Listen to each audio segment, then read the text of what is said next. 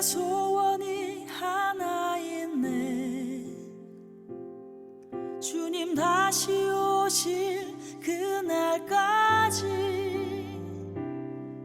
우리 가슴에 새긴 주의 십자가 사랑, 나의 교회를 사랑케 하네.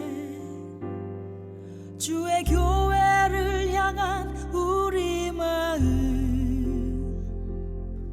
희생과 포기와 가난과 고난,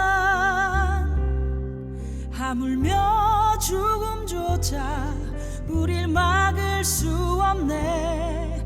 우리 교회는 이 땅의 희망, 교회를 교회되게, 예배 예배되게 우릴 사용하소서. 진정한 부흥의 날 오늘 임하도록 우릴 사용하소서.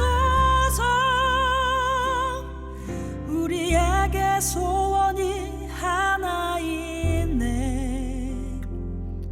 주님 다시 오실 그날까지 우리 가슴에 새긴 주의 십자가 사랑, 나의 교회를 사랑케 하네. 주의 교회를 향한 우리 마음, 희생과 포기와 가난과 고난, 하물며 죽음조차 우릴 막을 수 없네. 우리 교회는 이 땅의 희망, 교회를 교회되게. 새 계명을 너희에게 주노니 서로 사랑하라. 내가 너희를 사랑한 것 같이 너희도 서로 사랑하라. 너희가 서로 사랑하면 이로써 모든 사람이 너희가 내 제자인 줄을 알리라. 아멘. 하나님 사랑합니다. 하나님을 사랑하는 그 마음으로 또 이 시간 주님 앞에 나왔습니다. 하나님의 그 큰 사랑에 힘입어서 오늘 이 자리에 나온 하나님의 사람들에게 은혜와 진리로 충만하게 하여 주시고 성령의 인도하심을 따라 하나님의 거룩하신 뜻을 깨달아 아는 복된 시간 될 수 있도록 주님 인도하시고 축복하여 주옵소서. 우리의 삶의 모든 자리 가운데 역사하여 주셔서 우리의 삶의 모든 순간순간마다 주 예수님의 삶이 재현되어질 수 있도록 주님 축복하여 주옵소서. 사순절 이 묵상의 시간들을 보내고 있습니다. 하나님 이 기간이 우리에게 순례의 기간이 될 수 있도록 인도하여 주시고 좀 더 예수님과 함께 동행하고 좀 더 예수님의 거룩하신 뜻 가운데 함께 동참함으로 말미암아 하나님을 기쁘시게 하는, 하나님의 마음을 위로하는 복된 시간들 될 수 있도록 주님 축복하여 주옵소서. 이 시간 함께하여 주셔서 이곳을 성전 삼아 주시오니 감사합니다. 우리의 마음과 뜻과 정성을 다하여서 우리의 모든 것들을 다 집중하여서 중심으로 드려지는 예배가 될 수 있도록 주님 축복하여 주옵소서. 홀로 영광 받아 주실 것을 믿사옵고 예수님의 이름으로 기도드렸습니다. 아멘. 응답 찬송 부르시겠습니다.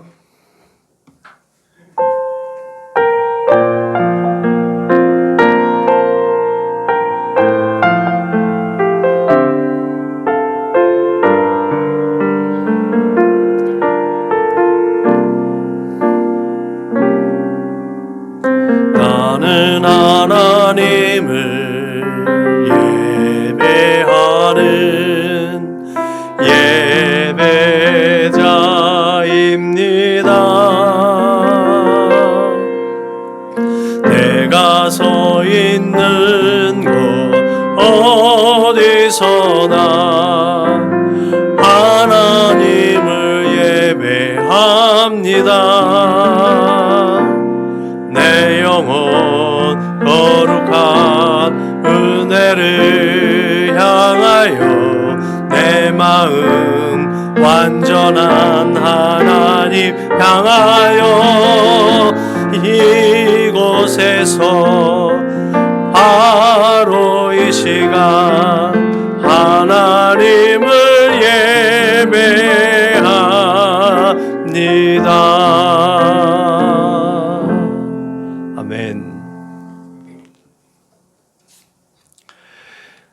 같이 주님께서 가르쳐주신 기도를 우리의 마음을 하나님 앞에 올려드리겠습니다. 그러므로 너희는 이렇게 기도하라. 하늘에 계신 우리 아버지여, 이름이 거룩히 여김을 받으시오며 나라가 임하시오며 뜻이 하늘에서 이루어진 것 같이 땅에서도 이루어지이다. 오늘 우리에게 일용할 양식을 주시옵고 우리가 우리에게 죄 지은 자를 사하여 준 것 같이 우리 죄를 사하여 주시옵고 우리를 시험에 들게 하지 마시옵고 다만 악에서 구하시옵소서. 나라와 권세와 영광이 아버지께 영원히 있사옵나이다. 아멘. 너희가 사람의 잘못을 용서하면 너희 하늘 아버지께서도 너희의 잘못을 용서하시려니와 너희가 사람의 잘못을 용서하지 아니하면 너희 아버지께서도 너희의 잘못을 용서하지 아니하시리라. 아멘. 다 같이 공동체 기도를 하나님 앞에 올려드리겠습니다. 나는 복음의 기수입니다. 나는 두려움과 낙심에 있는 자들을 위로하겠습니다. 우리는 약하고 소외된 이웃을 돌보는 책임 있는 교회가 되겠습니다. 우리는 성도로서 예배자의 거룩한 삶을 살겠습니다. 그렇게 우리는 주님의 영광을 드러내는 축복의 삶을 살겠습니다. 우리는 하나님의 얼굴을 구하는 성도가 되겠습니다. 그래서 이 나라와 민족이 모든 죄악된 것에서 돌이킬 수 있도록 하겠습니다. 우리는 우리 자녀와 성도들이 이단과 사이비에 미혹되지 않도록 관심과 사랑으로 붙들겠습니다. 예수님의 이름으로 기도합니다. 아멘. 찬송가 391장 불러 하나님께 영광 올려 드리겠습니다. 찬송가 391장 불러 하나님께 영광 올려 드리겠습니다.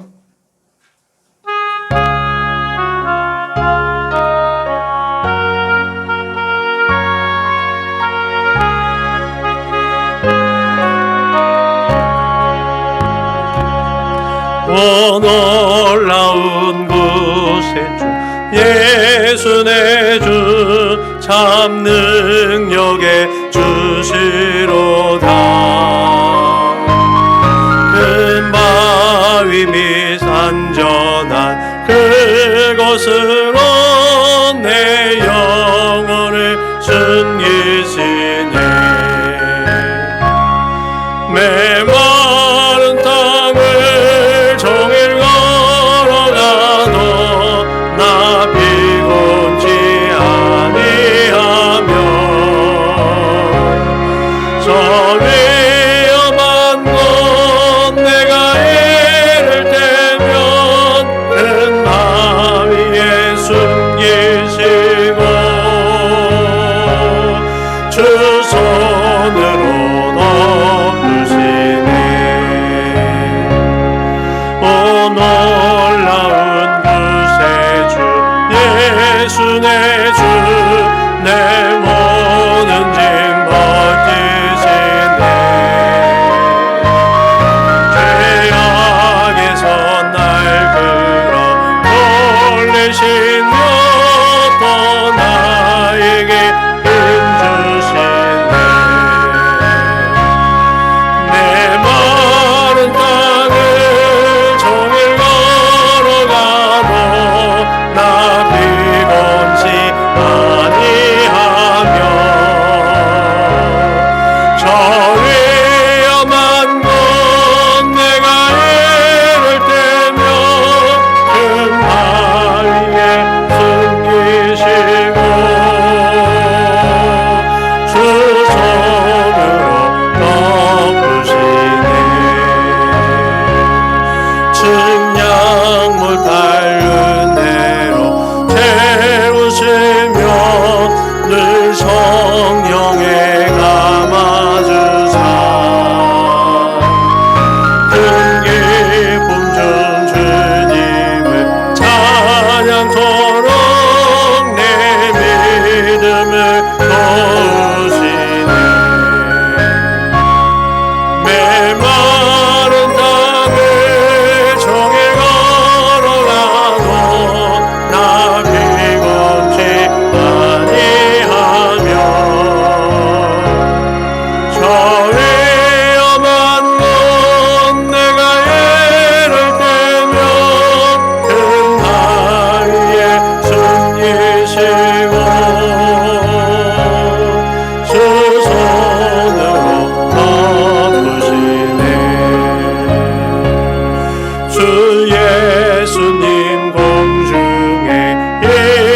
하실 때 나 일어나 맞이하리.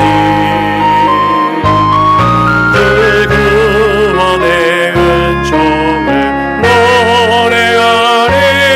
천성군과 천사 함께 메마른 땅을 종일 걸어라도 나 비범치 아니하며 저 위험한 곳 내가 예를 때며 큰 바위에 숨기시고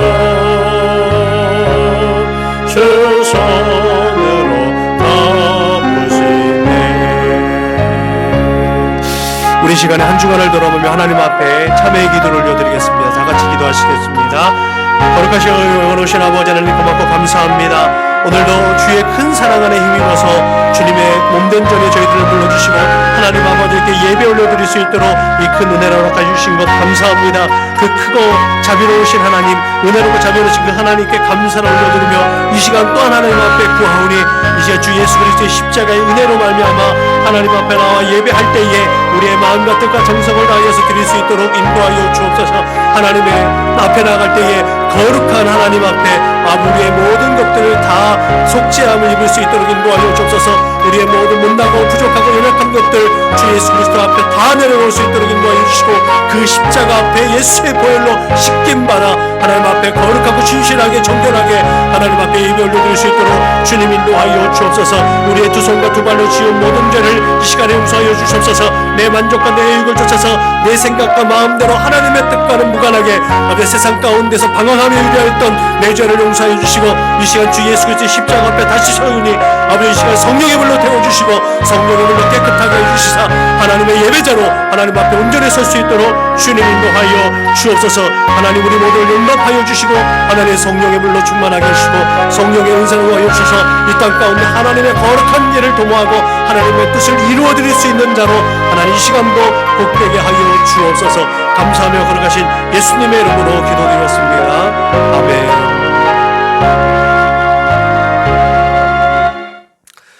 다같이 사도신경으로 신앙을 고백하겠습니다. 나는 전능하신 아버지 하나님 천지의 창조주를 믿습니다.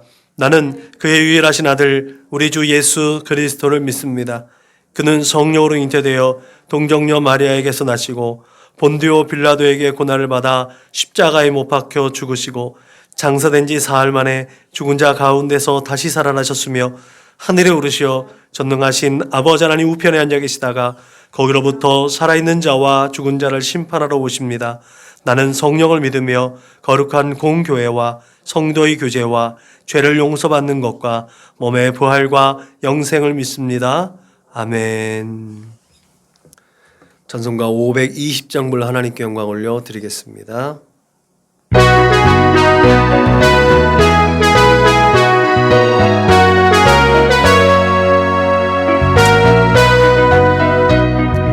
듣는 사람마다 복음 전하여 복스러운 소식 퍼지세. 모든 사람에게 전할 소식은 어느 누구나 오라. 어느 누구나 주께 나오라. 어서 와서 주의 말씀 들으라. 하늘 아버지가 오라 하시니 어느 누구나 오라. 오는 사람들은 지체 말고서 문 열었을 때에 들어오시오. 생명길은 오직 구주 예수님. 어느 누구나 오라. 어느 누구나 주께 나오라. 어서 와서 주의 말씀 들으라. 하늘 아버지가 오라 하시니 어느 누구나 오라. 언약하신 대로 이룰 것이니 누구든지 언약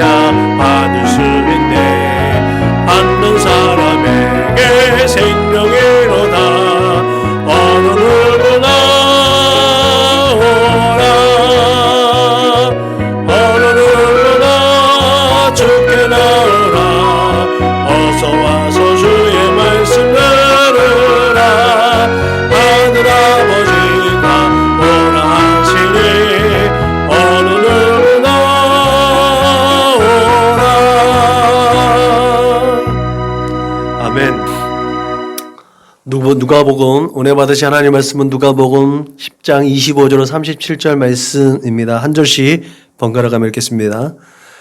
어떤 율법 교사가 일어나 예수를 시험하여 이르되 선생님 내가 무엇을 하여 영생을 얻으리이까?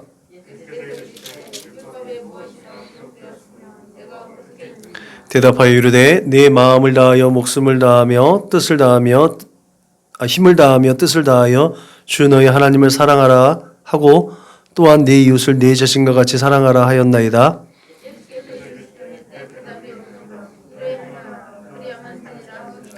그 사람이 자기를 옳게 보이려고 예수께 여짜오되 그러면 내 이웃이 누구니까?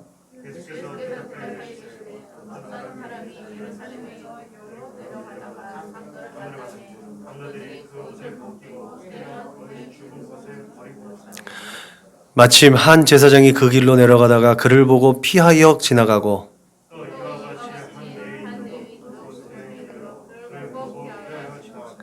어떤 사마리아 사람은 여행하는 중 거기 이르러 그를 보고 불쌍히 여겨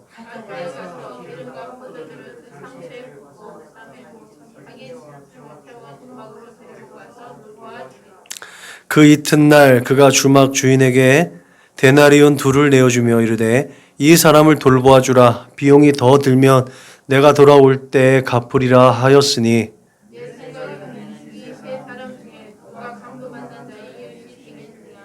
이르되 자비를 베푼 자니이다. 예수께서 이르시되 가서 너도 이와 같이 하라 하시니라. 아멘. 오늘 말씀은 우리가 너무나 잘 알고 있는 예수님의 비유 이야기입니다. 우리가 잘 알듯이 율법을 가르치는 사람이 예수님을 시험하고자 그 시험의 주제, 영생을 어떻게 얻어야 되는 질문을 던진 것이죠. 네. 참, 당시의 유대인들은 그 선택받은 자들이었어요. 선민이라고 하는.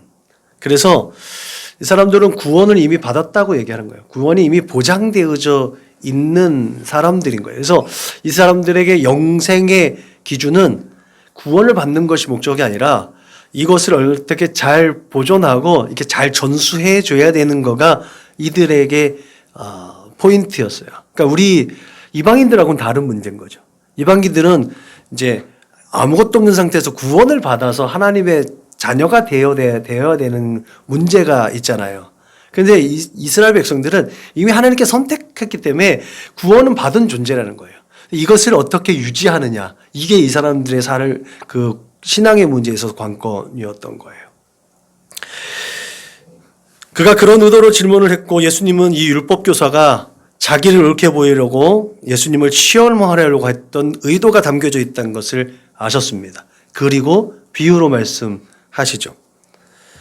예수님 당시의 청중들, 그 청중들은 예수님의 비유 속에 등장하는 강도 만난 사람, 이 강도 만나는 사람이 당연히 그 길에서는 강도를 만날 수 있을 것이라는 것을 충분히 이해하고 있는 상황입니다. 실제로 제가 이제 성지순례를 가가지고 예수님 시험산, 말하자면 유대 광야를 가서 보면 그 광야에 조망하는 데가 있어요. 조망하는 데 보면 저 먼발치에 예루살렘이 보이고 이 오른쪽에는 여리고성이 보여요. 그래서 한눈에 그 유대 광야가 쫙 펼쳐져 보이거든요. 그래서 예루살렘에서 여리고까지 내려간다라고 하잖아요. 예루살렘은 그러니까 해수면으로 해서 해발 800m 정도 돼요. 그리고 여리고는 해발 마이너스거든요. 마이너스 200 정도 돼요. 그러니까 이 편고차가 1km 정도, 1000m 정도 되는 거예요.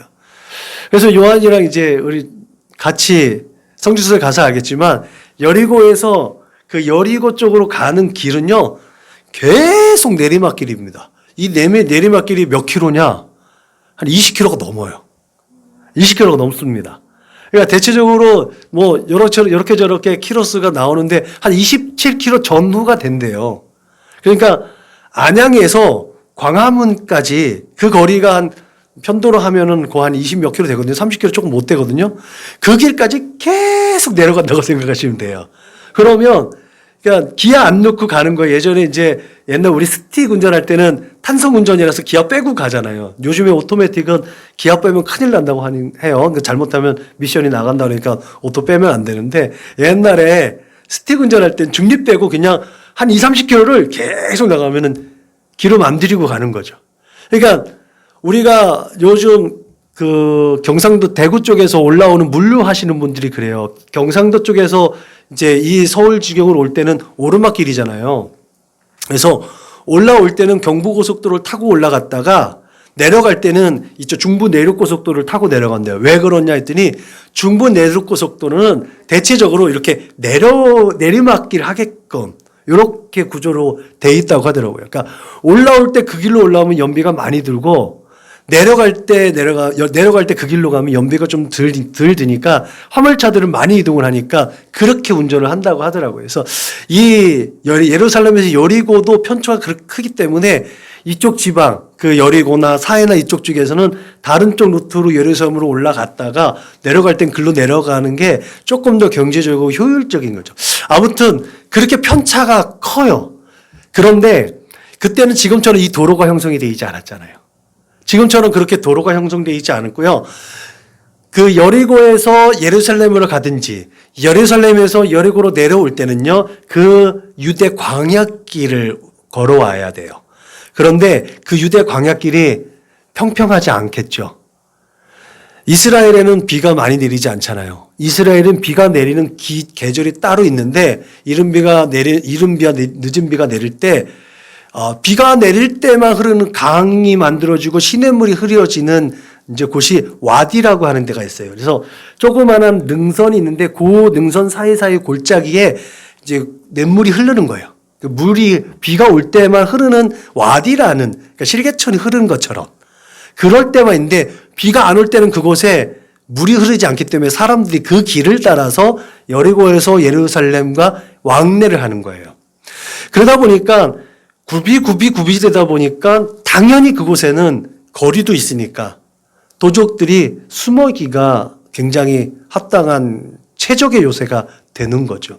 그래서 예수님께서 여리고에서 예루살렘으로 올라가고 예루살렘에서 여리고 내려가는 그 길을 딱 얘기했을 때 그 당시에 사람들은 그 길이 딱 눈에 보이는 거야. 아, 위험하다.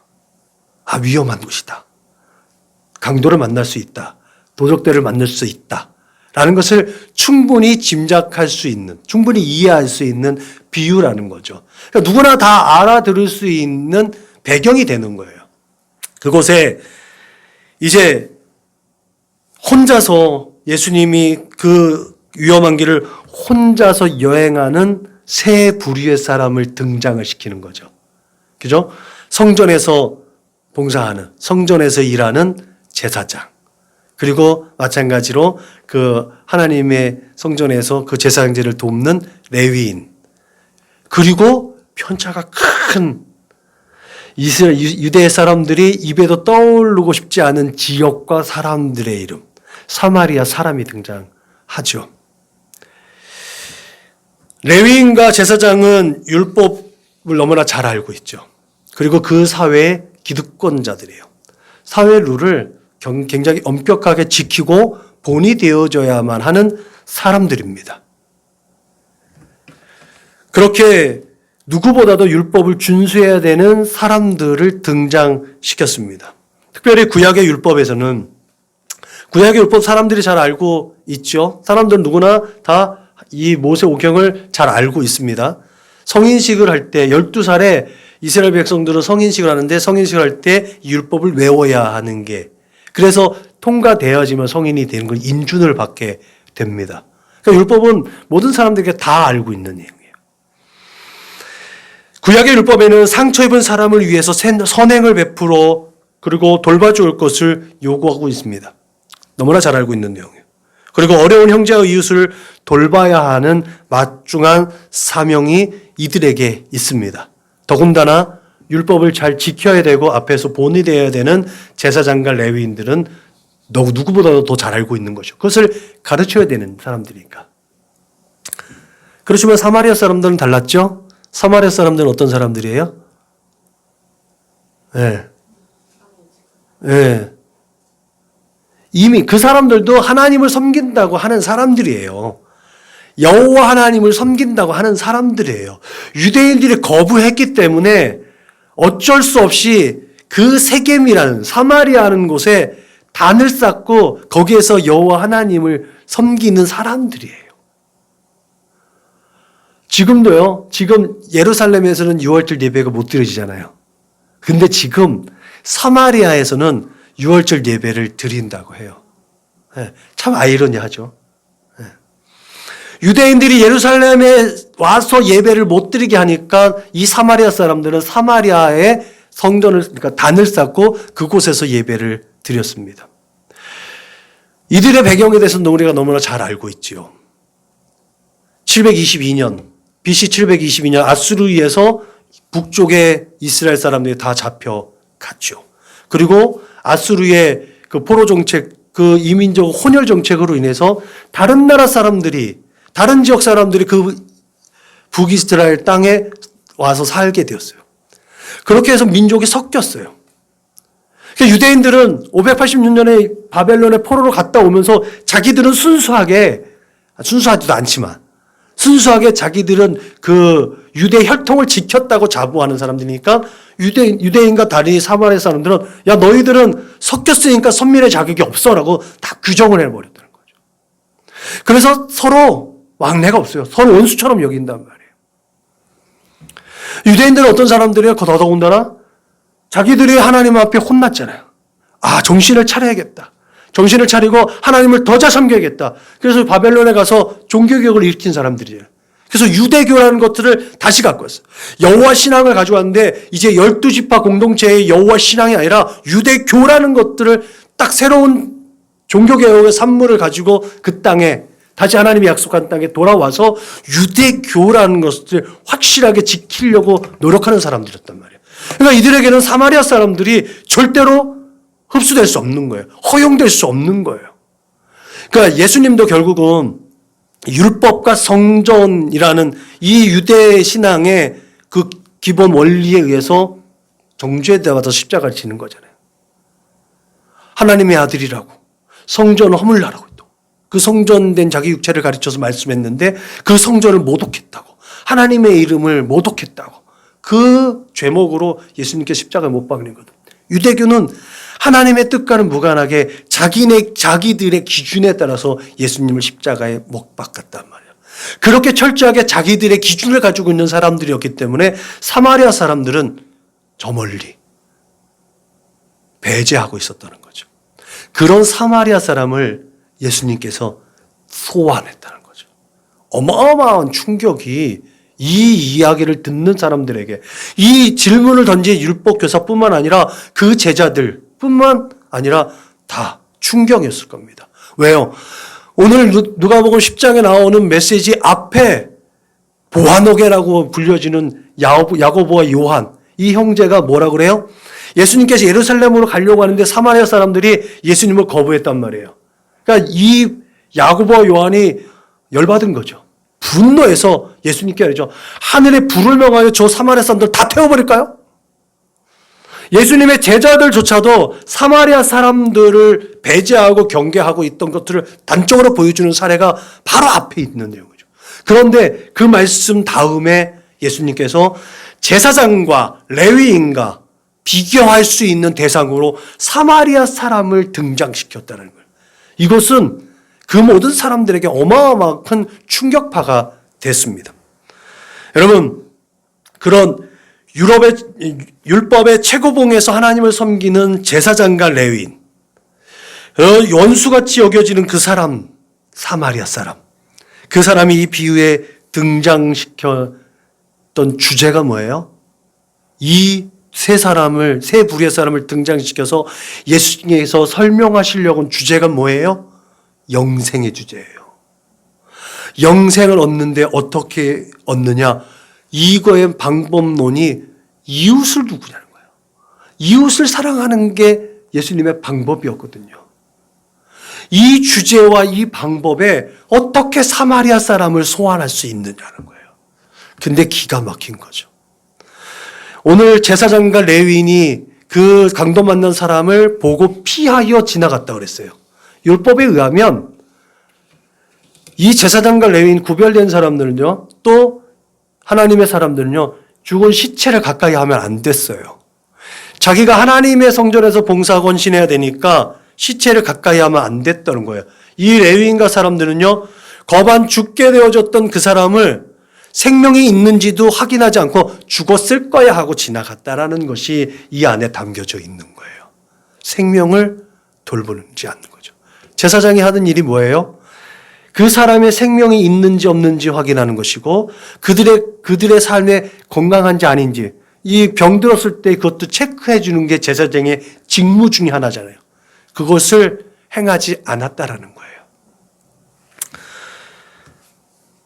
여러분, 이 영생을 얻을 수 있는 이웃이라고 규정되어져 있는 이 사람, 그 사람을 예수님은 사마리아 사람이라고 오늘 율법 교사뿐만 아니라 제자들과 그 주위에서 이 교훈을 듣는 사람들에게 선언하고 있습니다. 이 사마리아 사람에게 주목되어졌을 그들의 모든 신경과 세포들, 당시의 모든 사람들에게, 그 청중들에게 이것은 엄청난 충격이었고 역전되는 역할이었어요. 역할의 역전이잖아요. 돌봐야 할 책임은 제사장과 레위인인데 그 역할이 바뀌어졌다라는 거예요. 오늘 본문에서는 사마리아 사람의 행동에 있어서 영생의 비밀을 얻는 것이 어떤 것인가? 이웃을 사랑하는 것이 어떤 것인가에 대한 구체적인 것이 증명되어져 있습니다. 34절과 35절에 보면 사마리아 사람이 행동한 것이 나옵니다. 기름과 포도주를 그 상처에 붓고 싸매고 자기 짐승을 태워 주막으로 데리고 가서 돌보아 주니라. 데나리온 둘을 내어주며 더 들면 내가 돌아올 때에 갚으리라 라고 했습니다. 여러분, 결국은 이웃을 섬긴다는 것은요, 여기에 나와 있듯이 자기의 것을 내어준다는 것이 증명되어져 있습니다. 예수님께서 우리의 생명을 살리시기 위해서 자기의 생명을 내어준 것이 이 안에서도 발견되어지는 거예요. 광야길을 가는 데 있어서 중요한 것이 있다면 그것은 기름과 포도주입니다. 그 기름과 포도주는요, 되게 중요해요. 이 상처가 났을 때, 광야길을 갔을 때 와디길을 간다고 그러잖아요. 거기에 가면 이제 풀들이 있고 돌들이 있기 때문에 스스로 상처가 났는 부분에 이 소독을 해줘야 되는 게 포도주의 기능이었고 기름으로 싸매줘야 되는 기능들이 있어요. 그게 약품인 거예요. 그러니까 음식을 취할 수 있는 것도 하지만 약품으로서 이 기능도 감당하는 거거든요. 그거를 그 강도 만난 사람을 위해서 소비했다라는 거예요. 자기의 것을 내어줬다는 거예요. 그리고 짐승에게 태웠잖아요. 자기 짐승에게 태웠다는 거. 그러면 뭐예요? 자기는 그 길을 걸어갔다는 거예요. 또 하나, 그 길을 가지고 여관에 갔다 그랬잖아요. 여관이 어디에 있어요? 여리고에 있는 거예요. 그러면 자기 왔던 길을 되돌아갔다는 얘기예요. 자기의 걸었던 그 시간, 물질, 자기의 필요한 모든 것들을 다 그를 위해서, 타인을 위해서, 이웃을 위해서, 병든 자를 위해서, 강도 만난 자를 위해서 허비했다는 거예요. 거기에 더해서 자기의 물질을 공급해 주는 일을 하죠. 끝까지 책임지는 일을 감당하는 거죠. 여러분, 하루에 노동자 값이 그때 품값이 데나리온 하나인데 두 사람이 이틀치 노동값을 여관 주인한테 맡겨주면서 더 비용이 더 들면 나중에 내가 더 비용을 지불할게라는 말을 약속하고 그가 이제 목적했던 길을 떠납니다. 그가 가지고 있던, 예수님이 말씀하실 때 이 사마리아 사람의 이 행동들을 낭비라고 했을까요? 우리가 이 시대를 살아갈 때에 우리는 이렇게 하면 쓸데없는 짓을 했다고 하고 낭비했다고 생각하는 부류가 많습니다. 괜한 일을 했다고 하는 것들이 되게 많다라는 거죠. 이 예수님의 비유를 통해서 우리는 우리의 삶을 성찰해 볼 수 있기를 주님의 이름으로 부탁을 드립니다. 내가 비록 제사장과 레위인 같이 그렇게 외면하는 사람은 아닐지라도 내가 과연 사마리아 사람처럼 행동하고 있는가? 나는 내 이웃에 대해서 그 사랑을 실천하고 있는가? 라는 것을 한번 성찰할 필요성이 있다라는 것이요. 왜요? 이 사마리아 사람을 통해서 우리는 예수를 볼 수 있기 때문에 그렇습니다. 우리가 예수 따라가는 삶이라면, 내가 예수님을 본받는 삶을 살고 예수의 믿음을 갖고 예수께서 이루어진 그 삶을 재현해낸다고 한다면 우리는 이 사마리아 사람을 통해서 예수 그리스도의 그 걸음을 따라가야 될 줄로 믿으시길 주님의 이름으로 축원합니다. 이 이야기를 통해서 예수님은 제사장과 레위인들의 위선적인 삶의 태도를 우리에게 바로 가르치고 있습니다. 예수님께서 율법교사에게 영생을 얻기 위해서 율법이 무엇냐고 물어봤습니다. 율법교사가 분명하게 얘기하죠. 내 마음을 다하고 목숨을 다하며 힘을 다하며 주 너희 하나님을 사랑하고 또한 내 이웃을 내 자신과 같이 사랑하라고 기록하고 있습니다. 너무나 정확하게 너무나 유창하게 대답을 했죠. 다 맞는 말이잖아요. 성경의 이 말씀의 의미, 이 말씀은 하나님을 사랑을 알고 하나님의 그 사랑을 부여받은 내가 그 사랑을 그 이웃에게 전해줄 책임과 의무가 있다라고 우리에게 분명하게 교훈하고 있습니다. 그 하나님의 사랑이 내게만 머물러 있다는 것이 그 사랑이 아니라는 것을 분명하게 성경은 우리에게 말씀하고 있습니다. 아마도 예수님의 말씀을 듣고 있던 청중들은 제사장이나 레위인이 강도를 만나서 절대적으로 도움이 필요한 그 사람을 도와주실 거라는 기대를 한껏 했을 겁니다. 그러나 예수님은 피하여 갔다라고 얘기하고 있다는 거죠. 피하여 갔다. 예수님의 그 말에 이들은 얼마나 실망했을까. 오늘날 우리의 생각도 이와 같을 것입니다. 참 도와줄 수 있는 형편과 상황이 있는 그 사람에게 이거를 심리적인 기대감이라고 해요. 아, 저 사람이면 날 도와줄 수 있을 텐데. 아, 저 사람이 내 마음을 이해해 줄 수 있을 텐데. 이걸 심리적인 기대감이라고 하죠. 근데 여실히 우리를 실망하게 하고 절망하게 하고 때로는 낙심하게 하는 이유는 그 사람들의 그 심리적 기대감이 무너질 때라는 거죠. 도움을 기다려도 도움이 오지 않는 거예요. 오히려 전혀 기대하지 않았던 곳에서 그 도움의 손길이 왔을 때 우리는 뭐라고 그래요? 아, 하나님의 은혜로다. 그게 우리의 한계인 것 같아요.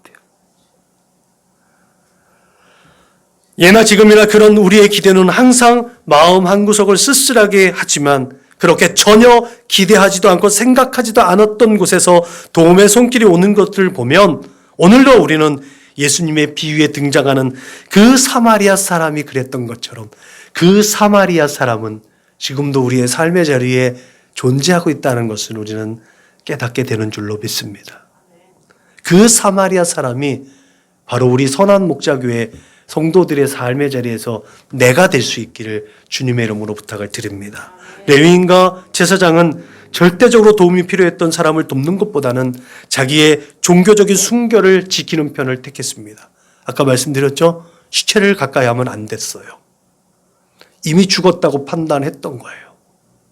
그래서 내가 성전에서 하나님을 섬기는 이 직무를 감당하기 위해서 가까이 가면 안 되겠다.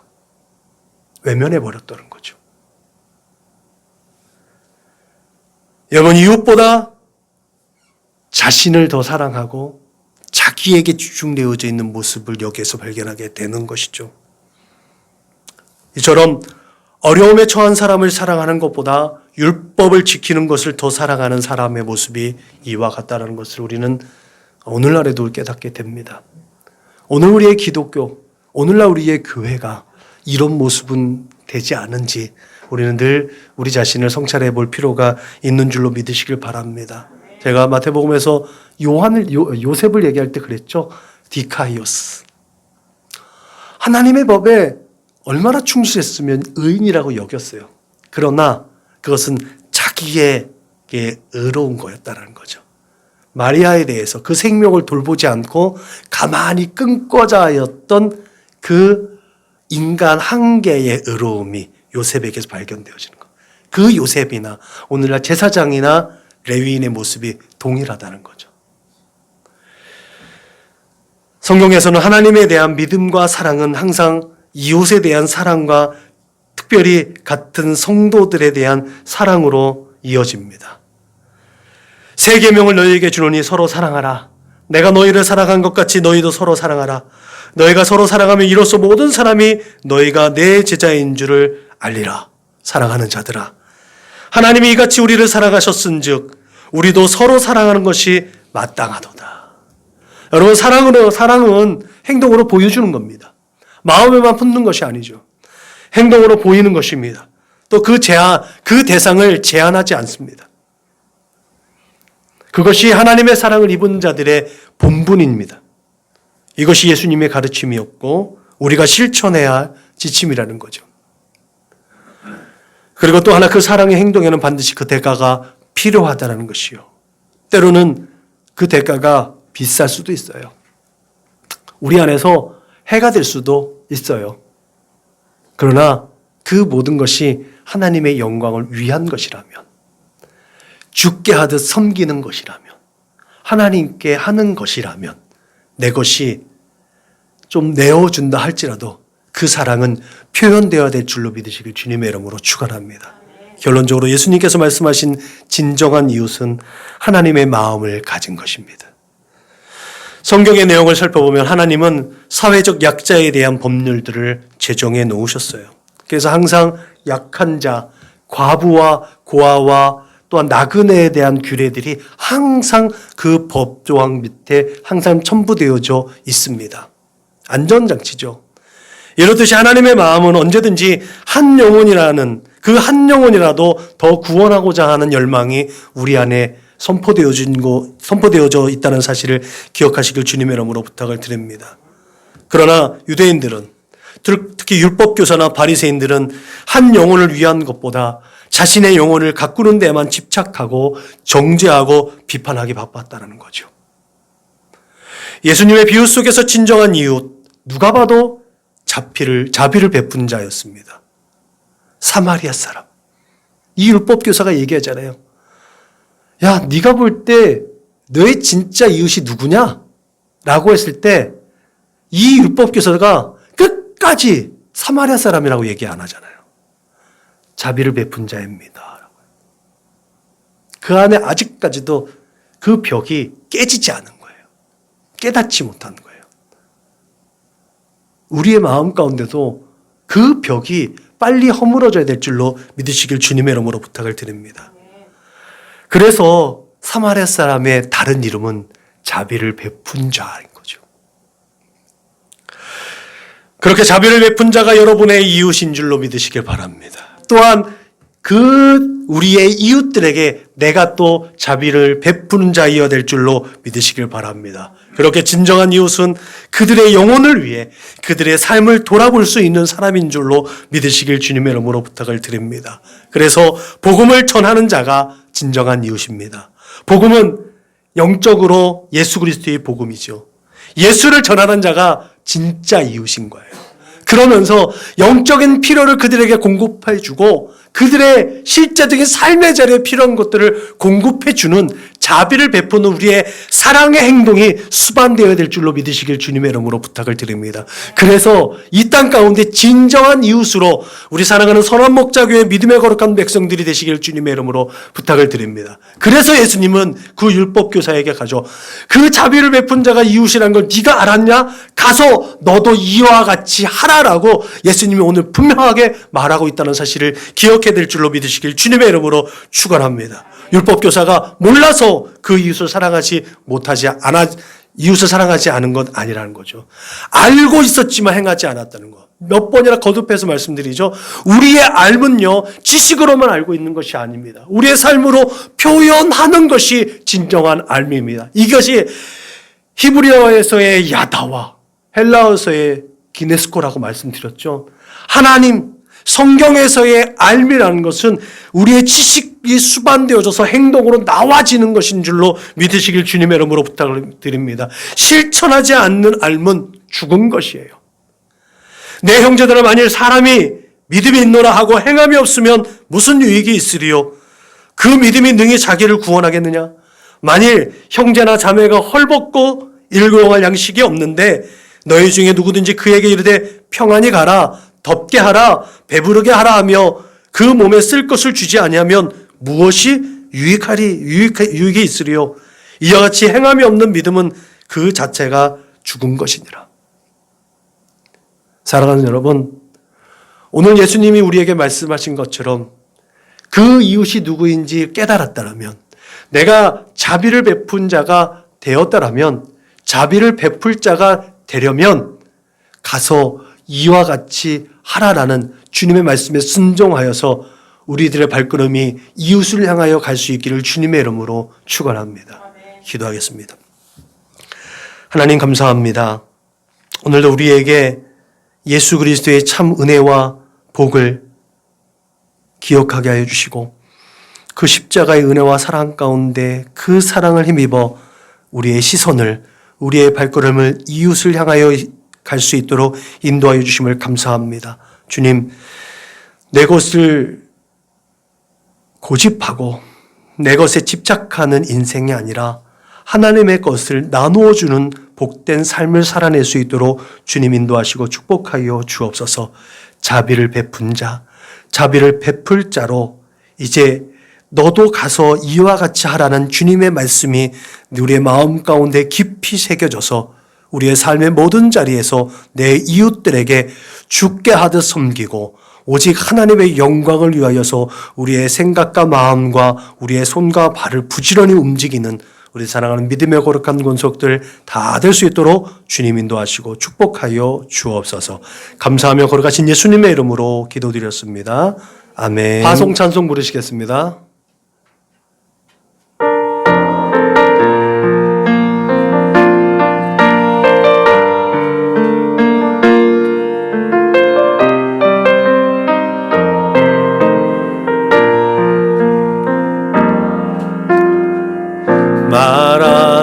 마라나타 주 예수여 어서 오시옵소서. 땅의 모든 모든 족속 주를 찬송하게 하소서. 마라나타 주 예수여 어서 오시옵소서. 모든 열방이 주께 돌아와 춤추며 경배하게 하소서. 우리 주님 다시 오실 길을 만들자. 십자가를 들고 땅 끝까지 우린 가리라. 우리 주님 하늘 영광 온 땅 덮을 때 우리 땅 끝에서 주를 맞으리. 마라나타 마라나타 아멘. 주 예수여 오시옵소서. 마라나타 마라나타 아멘. 주 예수여 오시옵소서. 아멘. 다 같이 구호를 제창합니다. 시작. 예수를 말하고 예수를 말하게 하는 건강한 교회가 됩시다. 아멘.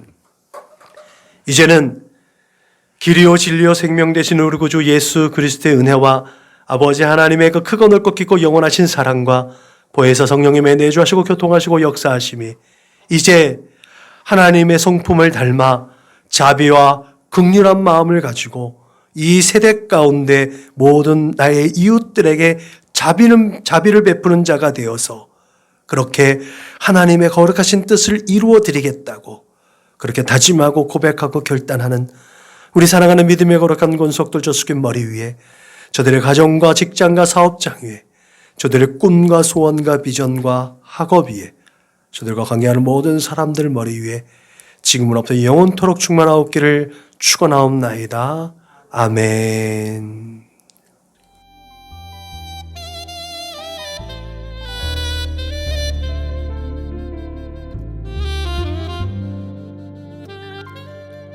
우리에게 소원이 하나 있네. 주님 다시 오실 그날까지 우리 가슴에 새긴 주의 십자가 사랑, 나의 교회를 사랑케 하네. 주의 교회를 향한 우리 마음, 희생과 포기와 가난과 고난, 하물며 죽음조차 우릴 막을 수 없네. 우리 교회는 이 땅의 희망, 교회를 교회 되게, 예배 되게 우릴 사용하소서. 진정한 부흥의 날 오늘 임하도록 우릴 사용하소서. 우리에게 소원이 하나 있네. 주님 다시 오실 그날까지 우리 가슴에 새긴 주의 십자가 사랑,